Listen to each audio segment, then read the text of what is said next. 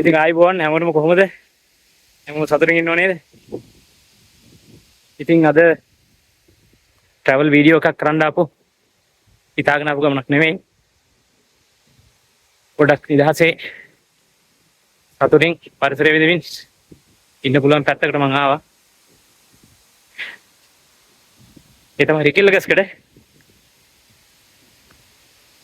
ඉතින් මං හිතුවා පොඩි වීඩියෝ එකක් මේ රිකිල්ල ගස්කඩ සුන්දරත්වය ගැන වීඩියෝ එකක් ගේන්න ඕන කියලා. අපි බලමු රිකිල්ල ගස්කඩ ලස්සන කොහොමද කියලා. වීඩියෝ එක අන්තිම වෙනකන් එකතු වෙලා ඉන්න. ලස්සන තැන් ගොඩක් තියෙනවා බලන්න.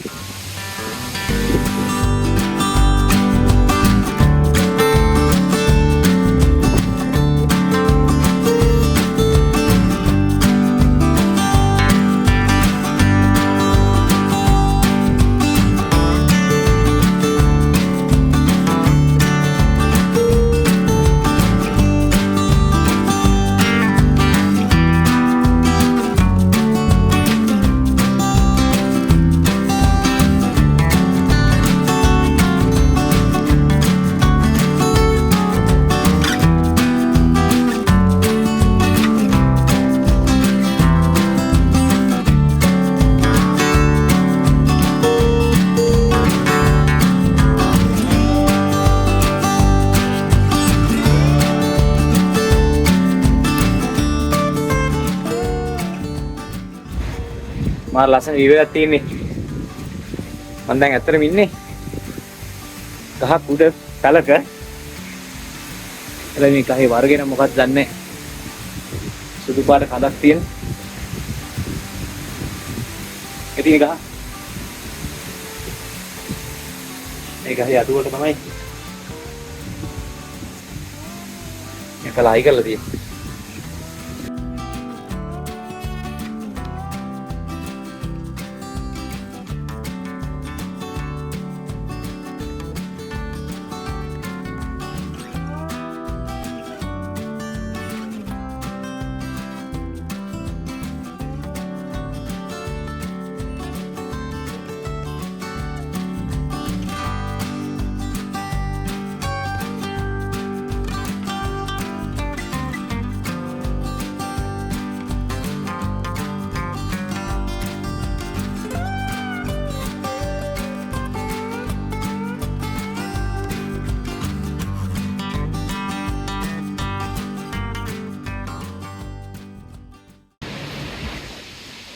ඉස්සර කාලේ ලංකාවේ මහනුවර ඉඳන් නුවරඑළියට ගමන් කරන මගින් වෙළඳාම යන විලෙන්දෝ එක්තරා ප්‍රදේශයක නවත්තලා තියෙනවා ගිමන් අරින්න.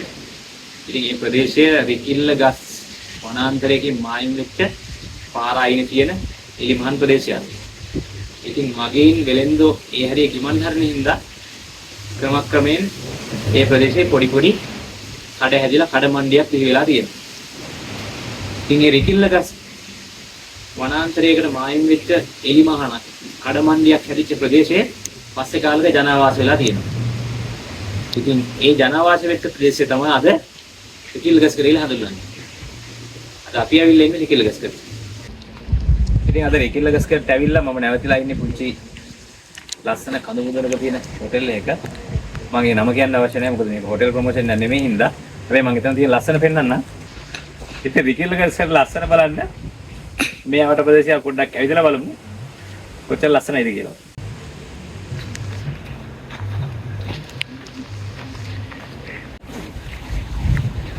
ඉතින් මෙතන තියෙනවා බෝඩ් එකේ පේන විදිහට මෙතනින් අතුලට යන්න ඕන සිංහල බෙහෙත් පැලෑට තියෙන ඔසුවියනක්. ඉහළ බලමු මොනවද තියෙන්නේ කියලා. මොකද ඉගෙන ගන්න දේවල් ගොඩක් තියෙනවා ඉතින් මං හිතන්නේ.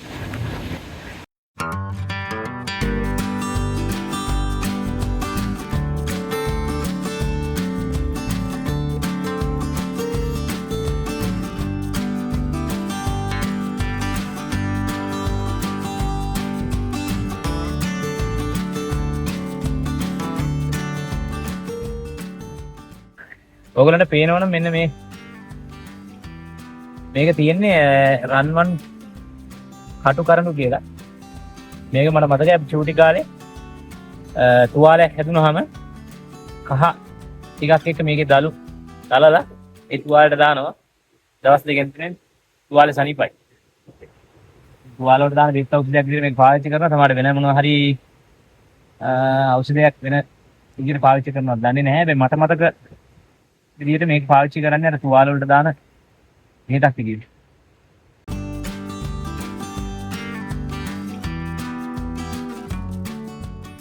මේ තියෙන්නේ අපි ආසාවෙන් චූටි කාලේදම කපු පළතුරු වර්ගයක් කාමරංගා. ස්ටාර් ෆෘට් කියලා ඉංග්‍රීසියෙන් හඳුන්වන්නේ. පොඩි ගහක් තියෙන්නේ. තාම ගෙඩියවිල්ලා නැහැ. කාපු කට්ටිය දන්නවද ඒකේ රස?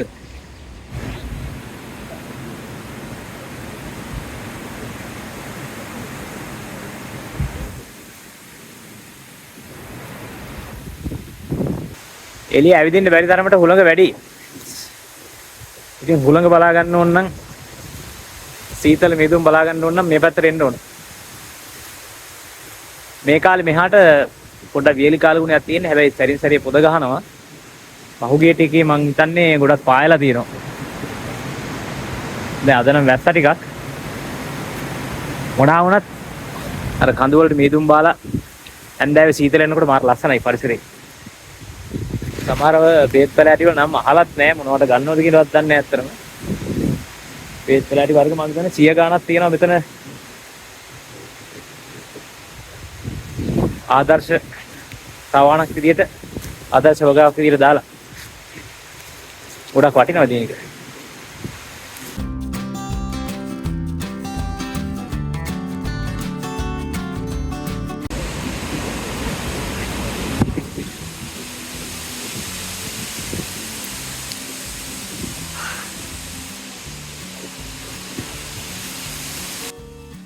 Good pair.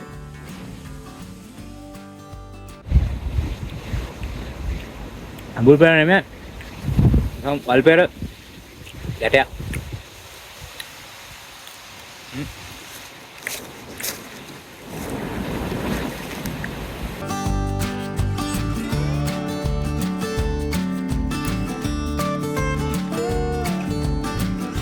මේ තියෙන මිනිමල් කියන ශාකේ මේවා ඉස්සර අර මම දැකලා තියෙනවා මිනි පිට්ටනි වල කනතු වල ඒ වගේ තැන් වල හැදෙන මල් జాතියක්. බහුතරයක් ඒ වගේ තැන් වල හැදෙන හින්දා වෙන්න ඇති මිනිමල් කියලා මේ මලට නම හඳුන්වන්නේ. දැන් ගොඩක් වෙලාවට අඩුවෙන් තමයි දැක් ගන්න වෙන්නේ මේ වගේ මල් జాති. වඳ වෙලා ගිහිල්ලා ගොඩක් ඒවා. මිනිමල් වුණාට ලස්සන මලක්. නම කැත වුණාට මල ලස්සනයි.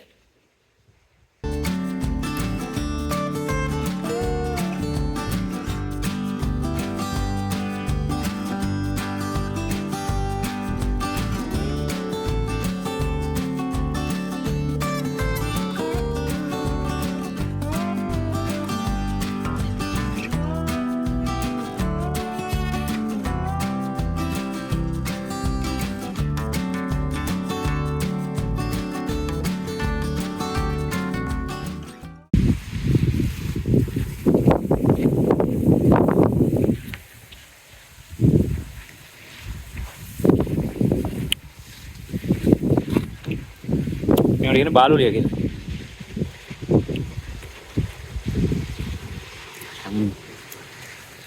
ඒකේ මාර හත්ති.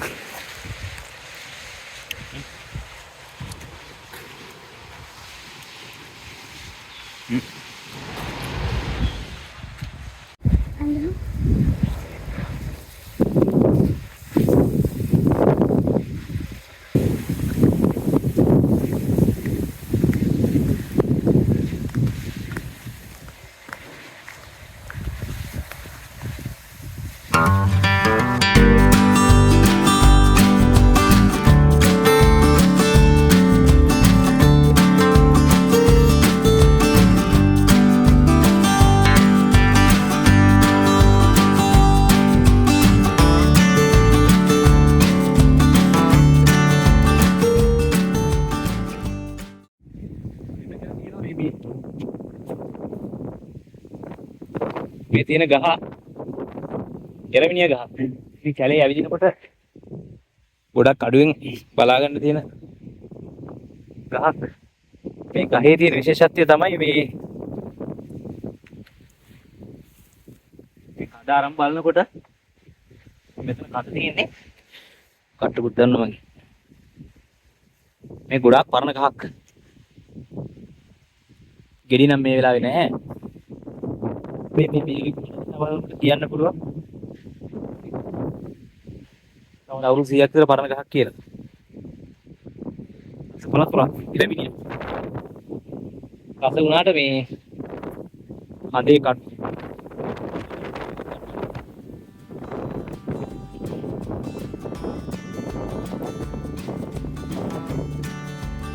වහට කියලා බලන්න.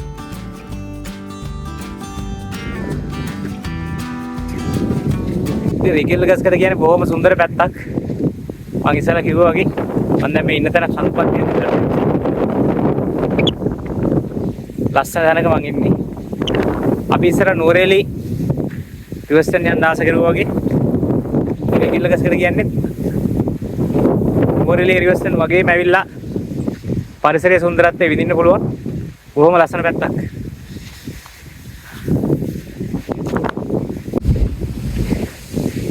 ඉතින් හොලක මාර සරයි. සෝනවේ කියන කාර්යයට ඇහෙන්නේ නැත්නම් ඒ තරම හොලක සරයි. ඒක වුණත් රිකිල් ගස්කට එනකොට රිකිල් ගස්කට තියෙන බලන්න තියෙන තැන් අපි චුට්ටක් හොයලා බලනකොට ඉතින් මේ පරිසරයේ සුන්දරත්වය අතරව ඓතිහාසික වටිනාකමක් රිකිල් ගස්කට තියෙනවා. මම පොඩ්ඩක් මෙතනින් වාඩි වෙන්නම්. නැත්නම් කියන එක ඇහෙන්නේ නැහැ. ඉතින් රිකෙල් ගස්කඩ නගරයේ මැදේ තියෙන බොහොම ඓතිහාසික වටිනාකමක් තියෙන ස්ථානය. ඒ තමයි රිකෙල් ගස්කඩ අම්බලම. මේ රිකෙල් ගස්කඩ අම්බලම කියන්නේ ඊටාම පැරණි 260ක් පරණ අම්බලමක්. මේ අම්බලම හදලා තියෙන්නේ 1864. ඉතින් හිතා ගන්න පුළුවන් කොච්චර පරණයිද කියලා. අදටත් ඒක ටවුන් එක මැද්දේ රිකෙල් ගස්කඩ නගර මැද්දේ තියෙනවා පිළිසකර කරලා. ඒ අම්බලම හැදුවා කියලා සලකන්නේ නීතිඥවරයෙක් නොතාරිස් කෙනෙක්. ඒ දවස්වල හැටියට කෝරාලගේ ඩොන් අන්ද්‍රිස් ද සිල්වා කියන නොතාරිස්තුමා තමයි මේ අම්බලම හැදුවා කියලා කියන්නේ. එදා මෙදා තුර නුවර ඉඳන් ඒ කියන්නේ මහා නුවර ඉඳන් රිකෙල් ගස්කඩ හරහා නුවර එළියට ගිය බොහෝ පිරිසක් ඉමන් නිමා ගන්න පාවිච්චි කරලා තිබෙන රිකෙල් ගස්කඩ අම්බලම. ඉතින් කාලෙන් කාලට අබලන් වෙලා කාලෙන් කාලට නොයෙක් කරාවැටීම් වලට ලක් වෙලා නමුත් අද වර්තමානයේ වෙනකොට කොහොම පිළිවෙලට ඒක පිළිසකර කරලා රිකෙල් ගස්කඩ නගර මැදේ තියෙනවා. ඉතින් ඔයගොල්ලෝ සංචාරය කරද්දී රිකෙල් ගස්කට එනවා නම් ඒකත් බලන්න අමතක කරන්න එපා. බොහොම ලස්සන තැනක්.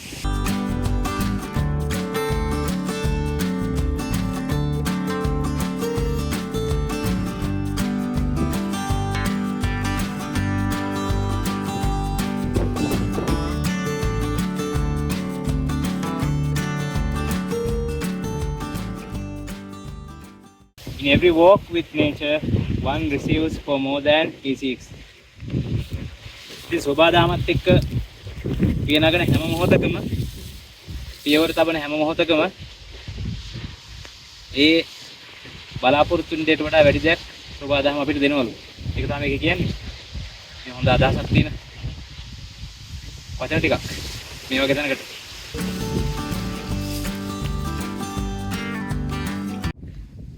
රිකෙල් ගස්කඩ සුන්දරත්වය බලන්න ආපු අපිට තව එක ලස්සන තව ස්ථානයක් හම්බුණා. එතන ඇත්තම view point එකක්. මම මේ නැවතිලා ඉන්න මේ පිටිපස්සේ තියෙන නවතම්පල කිට්ටුවම තියෙන ලස්සන view point එකක්. එතන තව එක විශේෂත්වයක් තියෙනවා. ඒක තමයි මේ රිකෙල් ගස්කඩ තියෙන උස් ස්ථානයක තියෙන හෙලිපෑඩ් එකක්. හෙලිපෑඩ් එකක් කියන එක දන්නවා. හෙලිකොප්ටර් නවත්තන්න පුළුවන්, බාන්න පුළුවන් ස්ථානය. මම ඉන්නේ දැන් එතන. ඉතින් කඳුව වලකින් වට වෙච්ච තැනක්. මේ ටික එලිමහන. පල්ලෑ හෙල තියෙන්නේ. මෙතන තමයි මේ හෙලිකොප්ටර් ගන්න හෙලිකොප්ටර් ඇවිල්ලා බාන්න අපි කියන්නේ බාන්න කියලා. හදලා තියෙන හෙලිපෑඩ් එක. මේ තියෙන්නේ.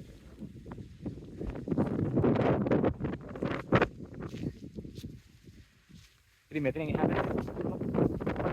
සම්පූර්ණ තියෙන්නේ. ලස්සන ප්‍රශ්නයක්. මේ මගේ ලංකාව. මේ බලන්න.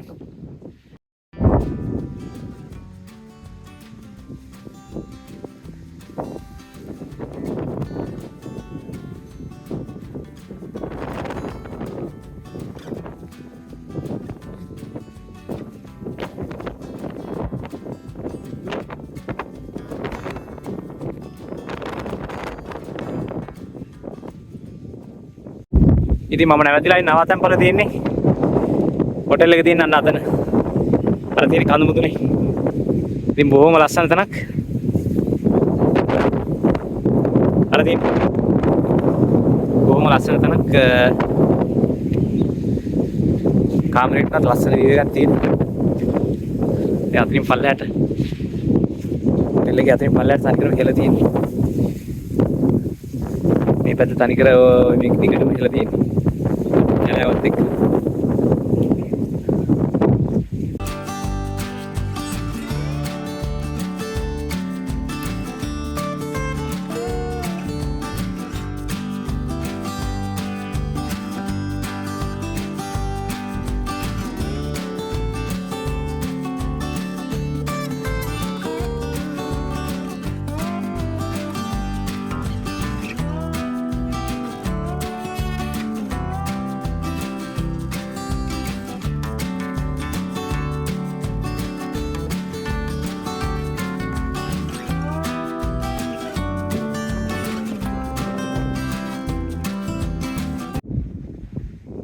ඉතින් අර ඈත පේන්නේ අර අද මම නවතන් ගන්න තැන.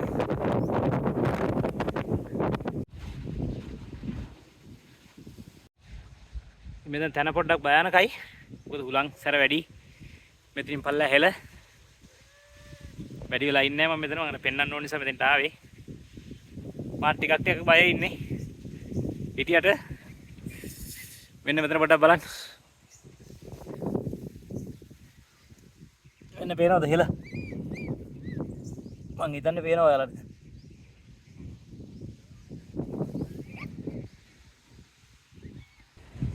ඉතින් ලංකාව කොච්චර සුන්දර රටක්ද කියන එක පෙන්눔 කරන්න බලා ගන්න ආයෙ වෙන කොහෙවත් යන්න අවශ්‍ය නැහැ. මේ රිජල් එකකට ආව බලාගත්ත එක. එච්චරටම ලස්සනයි පරිසරය. ඉතින් ඔයගොල්ලෝ ට්‍රැවල් කරන්න ආසයි නම් ලංකාවේ ලස්සන බලා ගන්න ආසයි නම් අනිවාර්යෙන් රිජල් එකකට එන්න. එනවනම් දවස් 3-4ක් දාගෙන ඉන්න. ලස්සන බලන්න මේ ඇවිදින්න එක දවසින් කරන්න බෑ.